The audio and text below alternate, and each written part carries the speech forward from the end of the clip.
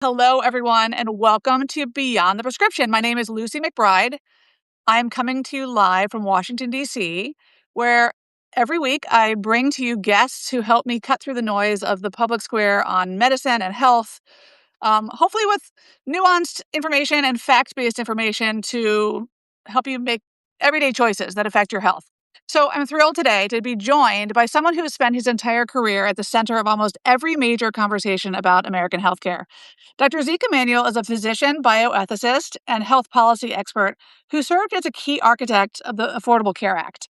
He's the vice provost at the University of Pennsylvania, a professor at the Wharton School, and one of the most cited voices in medicine on how we live, how we die, and how we make sense of the world and remain healthy during our lifetime.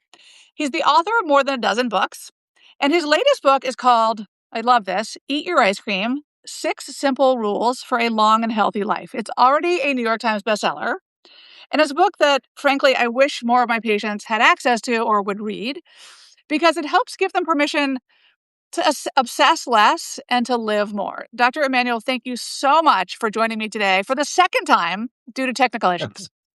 Great. Good to be here with you. Okay, so let's start with the basics. You're an oncologist. You come from a very overachieving American family. Do you really eat ice cream? And if so, what's your favorite flavor? Absolutely eat ice cream. I love ice cream. And as a kid, we used to eat a lot of ice cream, go to Peacock's, which is ice cream parlor near us, and have banana splits with all the hot fudge.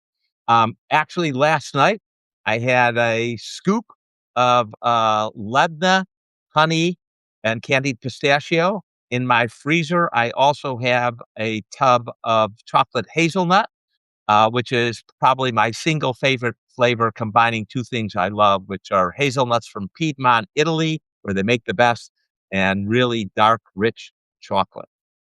I love it. It's so refreshing to hear someone of your stature enjoying the finer things in life, which aren't, always considered healthy, but right, we should consider joy and pleasure as part of health, in my Well, opinion. I'm against the idea that health is a lot of self-denial, that to be well, you have to, punish yourself or, avoid things. I think that is a very bad mistake. We're on this planet for a limited number of decades, 75, 85, if we're lucky, 90, 95 years. Um, if you're just, denying yourself the pleasures of life, that's a really silly way to make it. Um, doing healthy things uh, and doing things that give you pleasure is really going to be very, very important.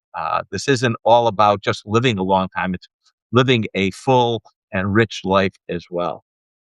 So you and I both have the same sort of allergic reaction, I believe, to the sort of longevity and kind of wellness influencers out there. I want to say this. I do think that the wellness industry in many ways is trying to help people be well insofar as the medical system does not always allow people time with their doctor, space to discuss kind of quality of life issues. So I completely understand how the wellness industry and how these longevity experts have come up, right? They're meeting an unmet need that medicine is not able to provide, right?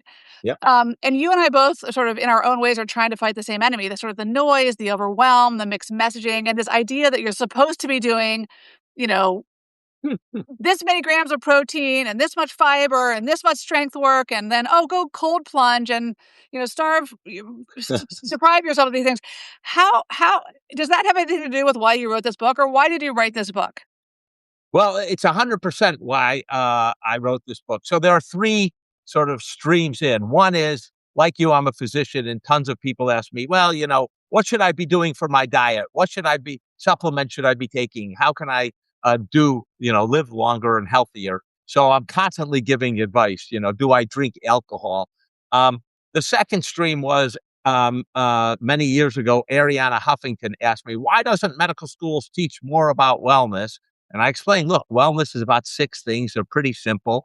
And no one, not the hospitals, not the doctors, not the pharmaceutical industry is going to get rich on this. I was probably wrong about that. And the third stream is 2 years ago exactly, I got a Peter Attia's Outlive. And I thought my brother sent it, but he denies it. Anyway, somehow it got into my possession. I read it and it just made me furious. And there are a few things about the wellness industrial complex, I call it, of which he is a paradigmatic example that get me obsessed. And you put one of them is being obsessed about wellness. You shouldn't be obsessed. It should be in the background because you have more important things to do with your time, life, and attention. The second is their phrasing, biohacking, optimizing, nonsense. Biohacking. First of all, I'm not even sure what it means, but if it means I'm going to figure out something better than evolution did about what you should eat and stuff, is like, no way. Evolution's been around for millions of years, and there's a reason we are what we are. And typically, going to extremes is not going to help you. Our bodies are modulated. Too much inflammation, terrible. It's autoimmunity. Too little, you get bad infections, right? And the idea that we're going to soup up the immune system but not get inflammation, no, it's somewhere in between. Is for almost everything is the right answer, and we seem to have forgotten that, and the wellness industry seems to have forgotten. It's really about being moderate and in between where health and wellness survive.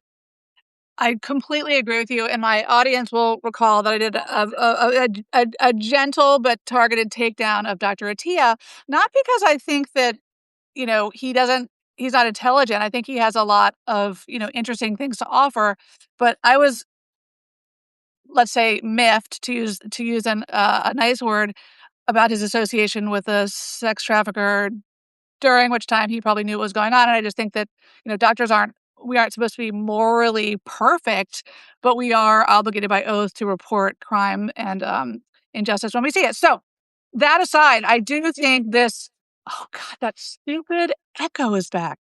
I'm going to forget it. I'm going to pretend it's not there.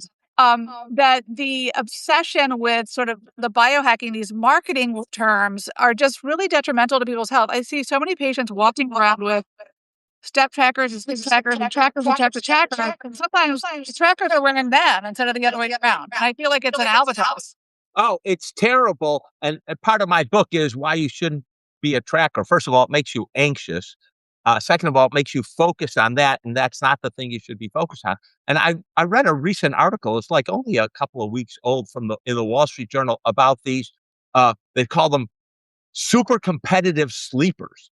And I'm like, first of all, that's like crazy. Second of all, what it said is all of them track their sleep, but they don't look at how they did the night before in the morning because they don't want it to affect their mood. So it already tells you all this tracking affects your mood in a negative way. So why bother tracking? Plus, this is what I say is, all right, you're going to track your sleep. Now you get up in the morning, you feel great, and your tracker says, had a bad night. Who are you going to believe? You're going to be anxious because you didn't do it right. What's doing it right? You feel great in the morning. You feel refreshed. It's just crazy, in my opinion, this obsession. I think whatever you do for wellness, how you eat, the friends you make, the exercise, the sleep, you're going to be doing it for decades. You better make it an easy part of your life that you can sort of just do mechanically and enjoy, because it's way too important not to enjoy your That's life. right. The other thing is, I was just at the Olympics and I saw the figure skaters. They got 4 minutes and that decides their fate in as far as their figure skating goes. And it seems to me that's not wellness. It's not. You don't have to get it perfect. You don't have to score a 10 every time. You just have to be okay, and that's the key. Because again, there's more than just living long. There's living fully, and that is the most important thing to do. I think that's right. Can you still see me, Dr. Emanuel? Okay, great. So I also think that, to the extent that the medical, and we're going to get to the positive side of this conversation in a minute, which is the 6 steps. But the other thing that I think the wellness industry does that feels to me hypocritical is that it argues that the medical system is prescriptive, that we're just handing out pills and we're, preaching from, on high and sort of patronizing. And I think we are in many cases. I think, we could do more listening and less talking, and, more understanding and less assuming. But what I don't like about the wellness industry and this is a generalization, is that it is sometimes equally prescriptive, and it also gives these sort of protocols and kind of like prescriptive advice that is A, inaccessible to most mortals, B, expensive, and C, not evidence based, and then D, sort of decouples people's sort of intuition from their bodily systems. Like, if health is nothing else, to me, it's about having agency over your body and mind, which includes being in tune with what your needs are, not asking someone else for a prescription for how to be.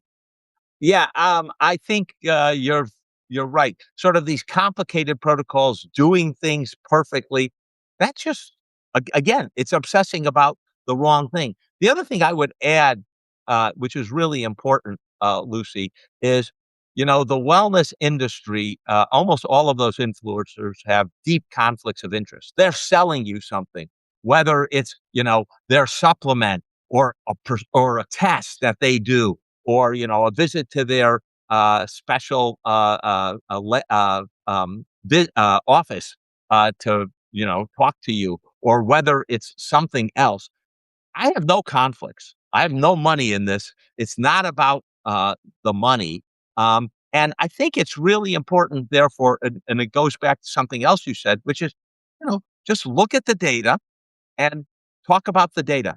And for a lot of things, there's no data or the data are terrible. They're in animals, but they haven't been extrapolated and done in human beings. And they may be suggestive one way or another. Today, there was just a report, or yesterday, just a report about multivitamins maybe slowing the aging process. Um, it says small effect, doesn't show whether it's actually good for an individual. And so there's all sorts of we just don't know. And to go out and push these supplements and to package them and charge a fortune, terrible. And people shouldn't be hoodwinked that that's going to make them live longer. There are a few things we know. That's what I try to include in the book. I try to also say why, some of the conventional wisdom I don't agree with, like, for older men testing on their PSA, I don't happen to agree with, and I explain why. But I also acknowledge I'm against a lot of the conventional wisdom. Similarly, I am much more pro dairy than some people. I think it's important. I'm not a wild fan of potatoes. And again, I try to give a balanced view of these things and explain my view and explain why people can disagree with me. Yeah, and I think again, I think the wellness industry is trying to meet an unmet need, sometimes for Yes. profit, sometimes at the expense of, you know, common sense, sometimes at the expense of, medical evidence. So I don't blame anyone who's looking beyond the walls of their doctor's office for answers. And I'd love to, at the end, Zeke, talk about, your work in, population health and my upcoming book is very much in line with what we're talking about. It's about how to take, some lessons I've learned in primary care, spending time with people, treating people, not just the diagnosis. But I don't think everybody has access to that in the United States. We have 100 million Americans without a primary care doctor to break down the nuances and talk straight about facts. So I don't blame people for looking elsewhere. It's just you have to be a very informed consumer of information nowadays. So let's get to your 6 steps. I mean, the six rules. The 6 rules to live a long and happy life. Like, I'm in. First, eat the ice cream. I mean, that's not number one. The other ones are about not being a schmuck. Yeah, don't do stupid things. So let's talk about don't do stupid things. Let's start there. So there are a lot of things. My father used to say, "Don't be a schmuck. Don't do something which is stupid." Like we know, we all know some of them. Don't smoke, don't vape. Vaping might be less dangerous than smoking, but it's still not healthy. Uh, you know, Obviously now you wear seatbelts, you wear helmets if you're going to go out bicycle riding. There's lots of them. The ones I like to emphasize is, a lot of people, they hear about a murder somewhere and they go out and buy a gun. Owning a gun turns out to be quite dangerous. There's a study of 18 million people in California. It turns out that two neighbors, one has a gun, one doesn't have a gun. The person who owns a gun is twice as likely to be killed by gun violence. Twice as likely. Why is that? Well, it turns out that the stranger who might shoot you is a rare phenomena. A relative or friend who might shoot you turns out to be high. The other problem is a lot of guns are stored loaded, and not locked. And it may not be you, but it could be a kid in your house who finds it in the dresser drawer or the nightstand drawer, and, tragedy strikes. When I started this book, I thought the stupidest thing you could do, the absolute stupidest thing, was base jumping. And I don't know if that's jumping off a mountain, no propulsion, no parachute, in a squirrel suit. And There are people who do this, and you're subject to the winds. You're at the whim of the winds. Um, the death rate in that is 1 in 2,700 jumps. The injury rate is 1 in 250 jumps. And most of the people who do it expect to die doing it. And I'm like, what could be more stupid? Turns out what could be more stupid is climbing Mount Everest. The mortality rate from climbing Mount Everest, which you have to pay hundreds of thousands of dollars to do, by the way, is 1 in 100, all comers, the experts, the Sherpas, and the tourists. And the mortality rate, if you're over 59 years of age, is 1 in 25. That strikes me as pretty damn stupid. So that's rule one. Don't do stupid stuff. I Rule love it. two is social interaction. Let's talk about it. We, Talk about the data on socializing in this epidemic of loneliness we're experiencing. What does the yeah. data show about socializing? Well, the first thing to point out is that most health wellness influencers don't mention social interactions, which is, as you have just suggested, really crazy. The data are overwhelming that not having friends, being socially isolated, is dangerous to your health. And there are studies of over 3 million people. So if you're lonely, they've researchers have calculated, researchers from Brigham Young University have calculated that's equivalent to smoking 15 cigarettes a day. All right. It's not good for your health. And a lot of different studies, for example, one in the United States called the Retirement and Health Study, shows that if you take 50-year-olds, people who've retired at 50, and you follow those who have friends and deep friendships and those who don't have a 25% higher mortality rate over the next 8 years. That's a pretty short time to have such a high mortality rate. So, you know, having friends does something to your brain. We're social animals. It improves the dopamine system. It also decreases our stress, our hypothalamic pituitary axis that results in cortisol, the stress hormone released from the adrenals, decreases that. So you are calmer with friends and interactions. Not every interaction. You might have a bad friend or a annoying friend or a hassle friend. But overall, social interactions are probably the most healthy thing you can do. Even casual social interactions, talking to someone next to you on an airplane, for example, or someone just told me a story about, going up in a chairlift at a ski resort and happening to talk to the random person who was sitting next to them, turned out to be wonderfully rich conversation. And Yeah, they made friends.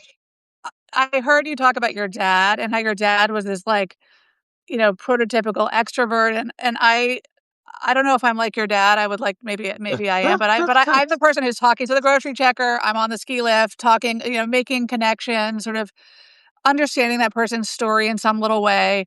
And my kids are always mortified, like, "Mom, you don't have to." And I'm like, it gives me a little bit of energy, and I'm trying to be appropriate. I'm not gonna like pry into their personal life as I'm checking out with my bananas and canned soup. Yeah. But I think that to the extent that saying hello to someone walking down the street with you catch eyes is just I mean, it makes me feel good, and I hope it makes them feel good too. I think it's interesting And the data. Yeah, that's exactly what the data shows, yeah, which is, I like to say, talking to someone is a virtuous act. You're actually being generous because it's good for you and it's good for them. And it turns out that's absolutely true. So even introverts who are, people do experiments to say you have to talk to someone on your train ride into work. It turns out they come up with all sorts of excuses. It'll be a waste of time. They won't want to talk to me. I won't learn anything. All of those turn out to be false. If you look at people and they're forced to talk to someone, they actually enjoy the train ride more. It goes by faster, and they actually tend to learn things. And so, as you just said, Lucy, um, having these casual conversations actually are enriching to us and enriching to the other people. I think it's right. So many of my older patients, like particularly people who are widowed or single, struggle with this in the winter in DC. You and I both know we've been having these like blocks of snow and like hassle of like moving around. So one of the things I spend a lot of time talking with them about is like, what are you doing with your time and how are you engaging with other people? Is it a mahjong group? Is it a book club? Or just calling up a high school friend, like having a weekly date on the phone? Making sure you're getting out because I mean, it's for all the reasons you've described, and it's not natural for everybody. And I think we all have our inner introvert. I think all of us, and myself included, enjoyed those sort of sitting on the couch during the pandemic for whatever 3 years. But I think there is a mental health toll to doing that. There, the evidence is pretty overwhelming. The sort of big mental health, anxiety, depression that increased during COVID is going the other direction, decreasing now after COVID when people are able to go out. But the other thing I would stress here, Lucy, is socially interacting is something that actually we learn. We learn by Mhm. looking at how other people, how long do they talk to people? Do they bow when they meet people? Do they shake their hands? What do they talk about? So when we don't have the social interaction like we didn't have with COVID, like a lot of people don't know how to do because they're on their phones all the time, we actually lose that skill. And today we know that more people have 0 or 1 friends than decades ago. So it used to be only about 5 or 6% of the population had 0 or 1 friends. Today it's up at nearly 20%. That is terrible. More than half of the meals are eaten alone in America. That is a terrible effect. So, one of the things that I like to do is, are there multiple wellness activities you can do all at once? And I was like, the best thing you can do is probably throw a dinner party. You learn to cook something good and healthy. You are meet with other people and you enjoy the conversation. You get multiple health benefits from just one kind of act. And I think those are the kind of things to look for. You can do the same thing while you're, exercising. Go out for a run or go out for a walk or go out for a bike ride with someone else and carry on a conversation. Yeah. So you've got social life plus physical activity. What could be better? Totally. I mean, I am a disciple of my yoga class, which is basically stretching. It's not anything fancy, but it's just this community. It's right near where you and I both live. Um, and it's just an oasis for kind of peace and calm, and it's all different shapes and sizes, all different ages, and it's just the sort of sameness and the seeing the same people, and we don't know each other that well, but it's just reassuring, and you feel like you belong. Yeah. It's not the only community I'm part of, but it's just, I think at least I feel personally sort of having those spaces that are outside your own interior kind of like, in my case, like ruminations, it's just really healthy. And getting outside of your head and into the rest of the world. And I think that's one of your, um, it's one of your six rules is not just socializing, but engaging your mind. And I think, having a sense of meaning and purpose is easy to say, harder to do. How do you recommend, like, how do you tell, for people who are like, I don't know what my meaning and purpose is, like, how do you recommend people cultivate sort of a sense of meaning and purpose given that it's so foundational to health? So I think actually you have said something that is a very good kernel of it, which is get out of yourself. I think we live in a moment when there's a little too much narcissism in our society, if I can say that, where we're focused on me, me, me. And one of the things that I think is critical to meaning is, you get out of yourself, you direct yourself outwards. One of my big heroes is Ben Franklin.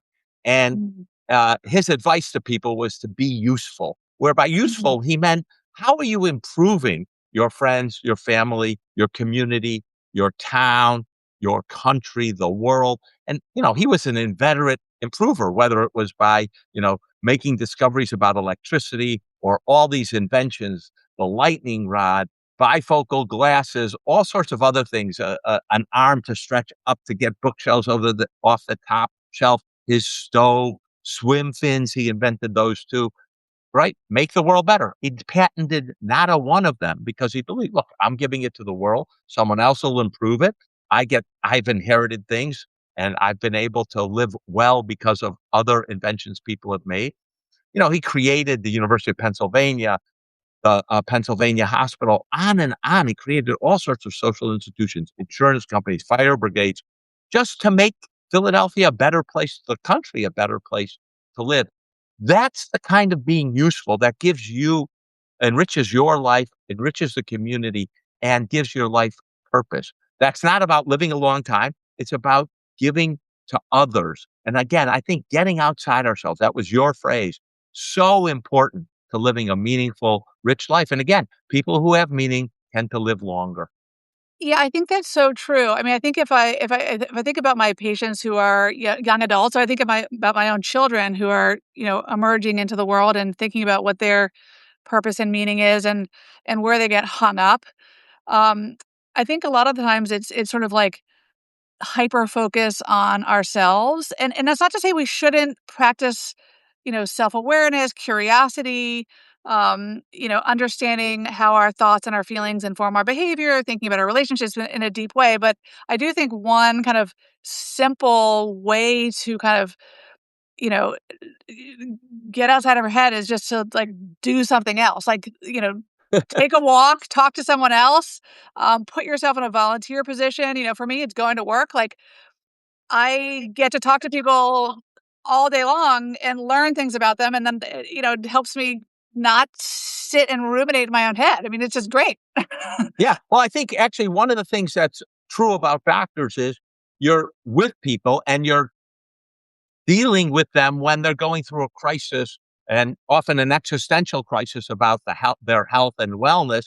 And you're helping them, understand what they care about and how the treatments or whatever they need, how that is going to, affect their life, their choices about the various ways.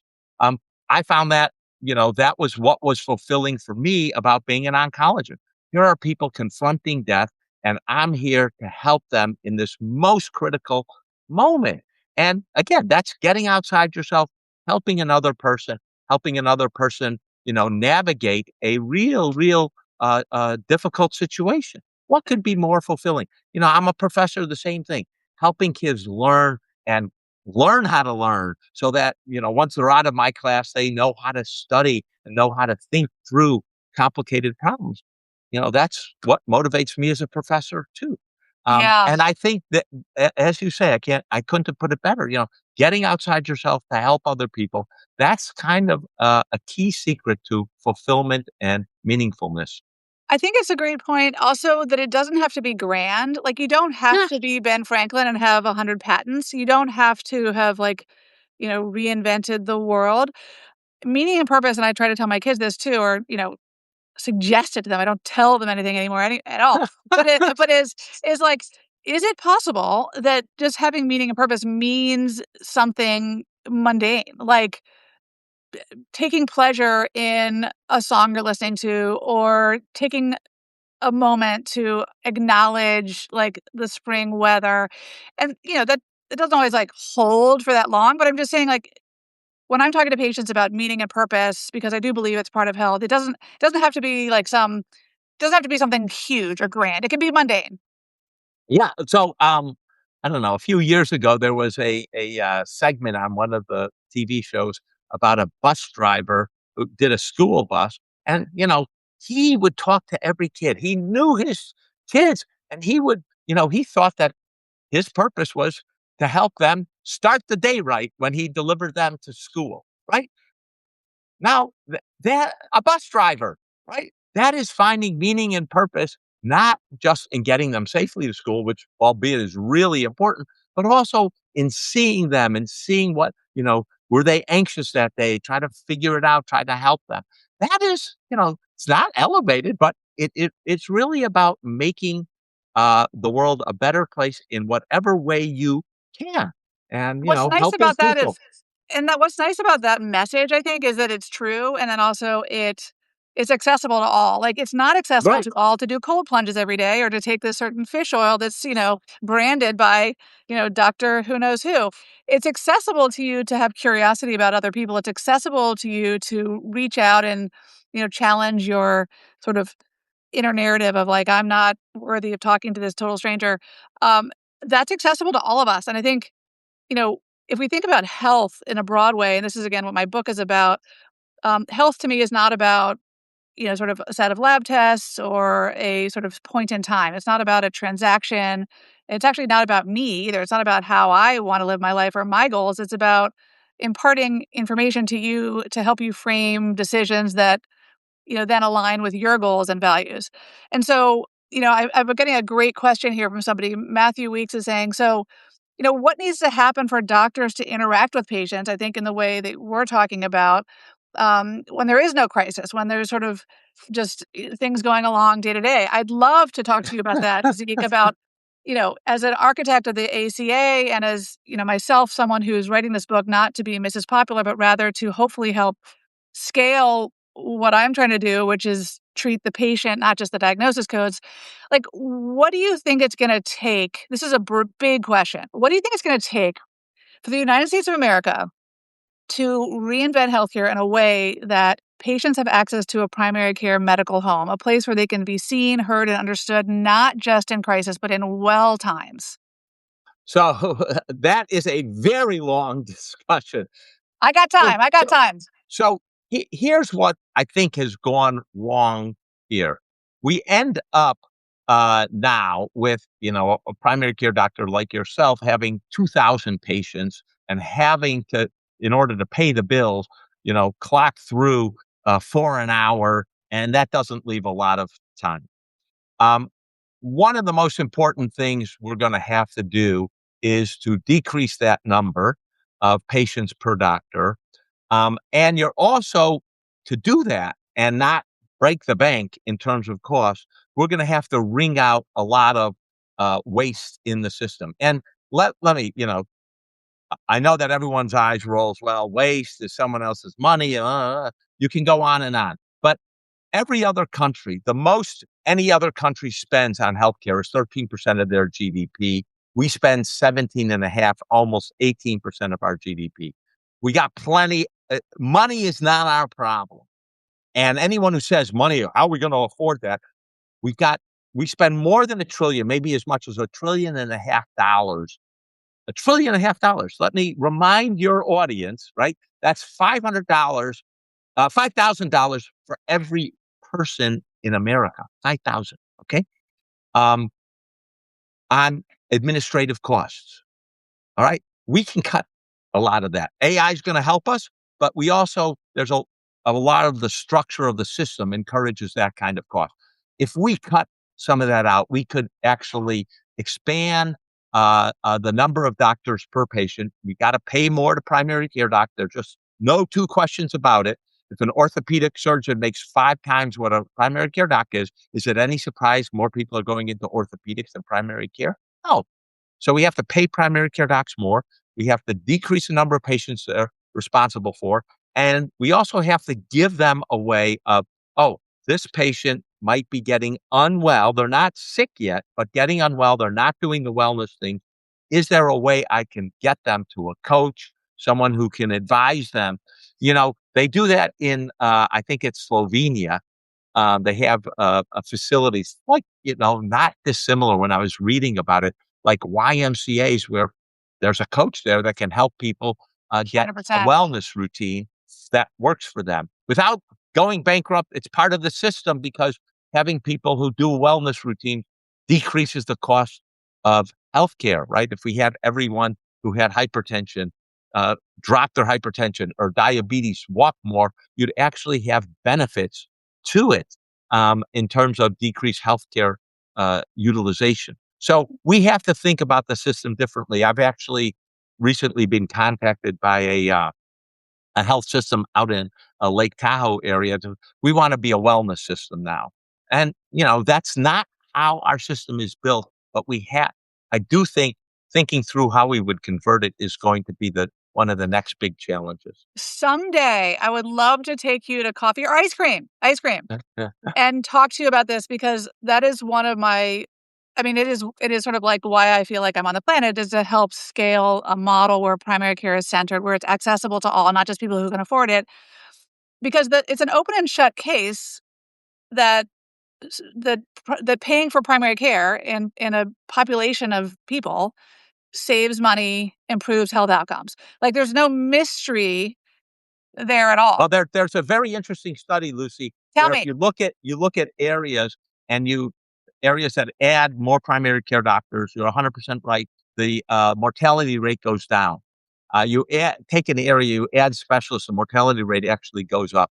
Interestingly enough, I don't want to say anything bad about a specialist. I'm a specialist. I'm Right, right. a oncologist, but it is the case. What you say is 100% true. That when you put in more primary care docs in a community, they actually decrease mortality because they're dealing with the basics. They're dealing with prevention, and that is also way more important than taking someone where a specialist is going to see who's sort of at the end. They've had the heart attack. They maybe had the stroke. They got That's cancer right. now.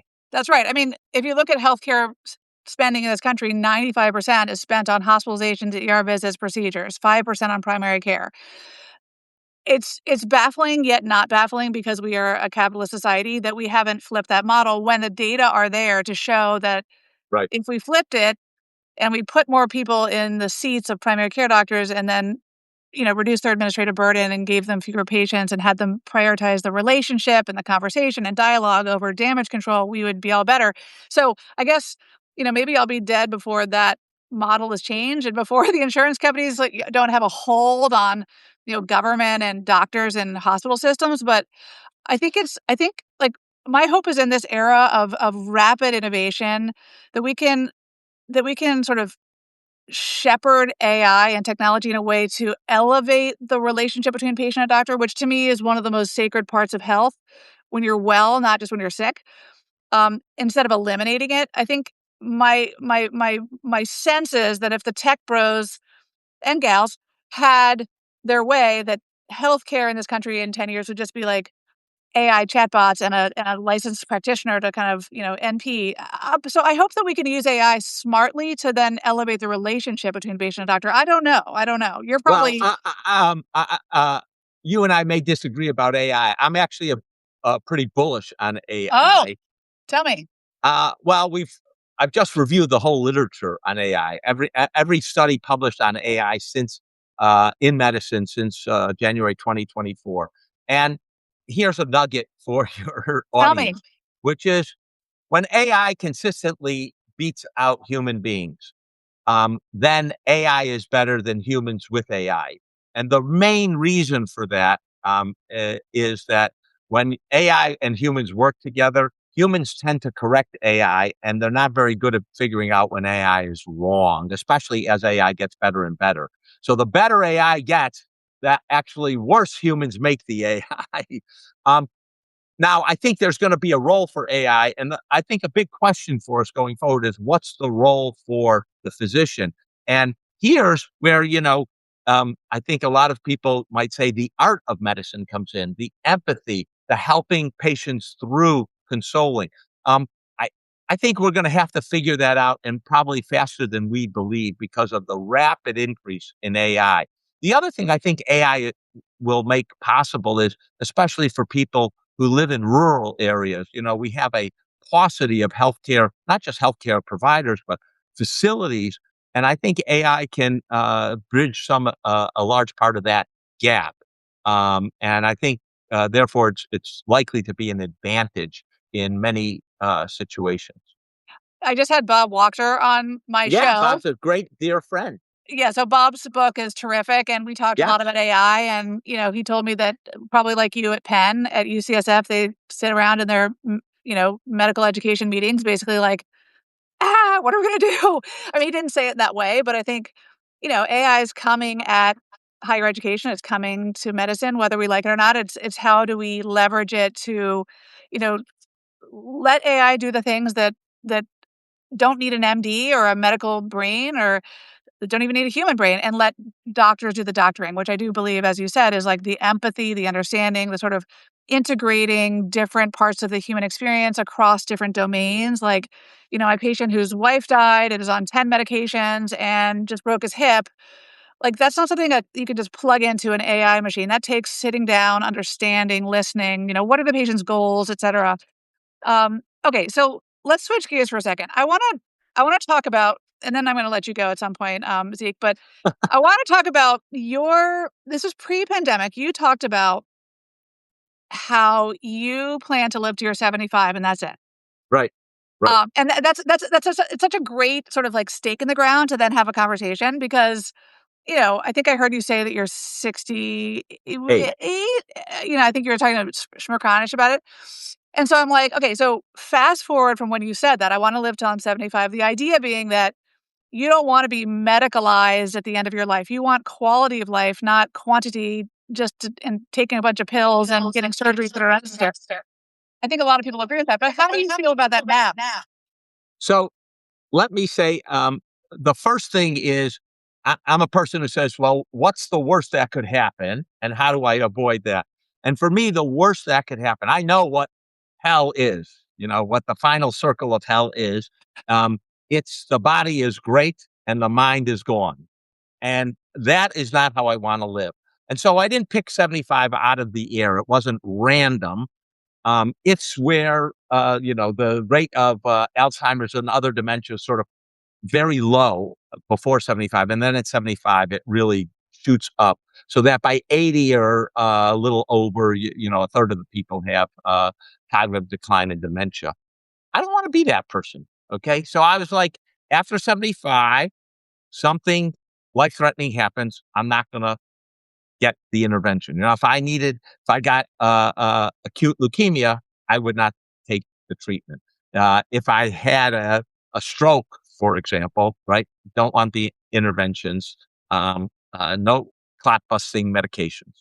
Um, on the other hand, if I'm 75 and I needed cataract surgery so I can continue to read, I'm all in.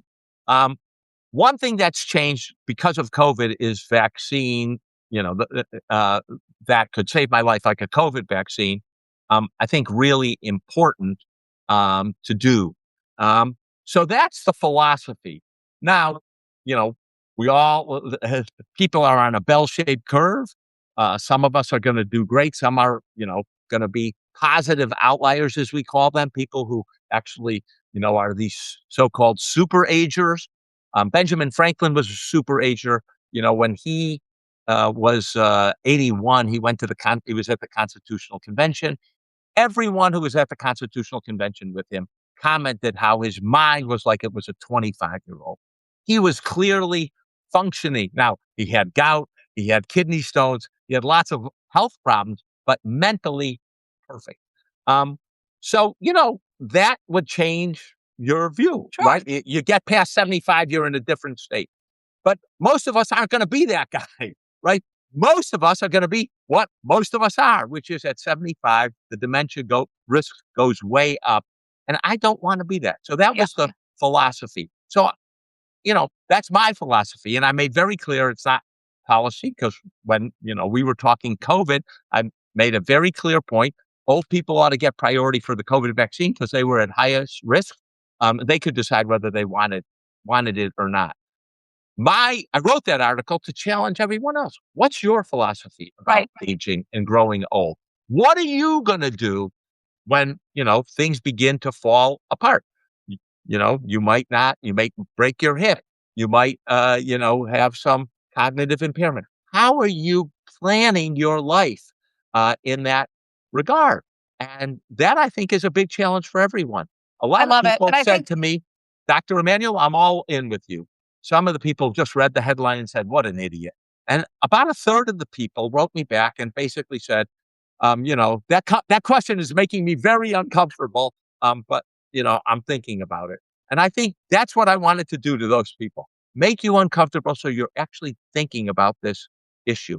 I view that as one of my biggest roles in life is asking big questions that each of us have to come to an answer about, but we don't necessarily want to confront them. But we're going to have to confront it. We're all aging. The time goes in one direction. I think it's a wonderful act of service to ask these important questions. I think medicine could do, a better job of the curiosity about why people are alive in the first place. And if I'm hearing you right, it's not so much that the number 75 has this magic ring Right. to it. It's more the philosophy of you want to center what matters to you, that quality is as important, if not more important than the quantity, the number of days you're on the planet, and that you're centering your vision of what that looks like. And someone else may have a different vision. Someone else may be okay, it may be worth it to them to undergo aggressive chemotherapy for the small chance that it's going to lead to a remission when they're X age. And that's really up to the individual. Um, I think Yes, I think it is. And so I like, agree. yeah.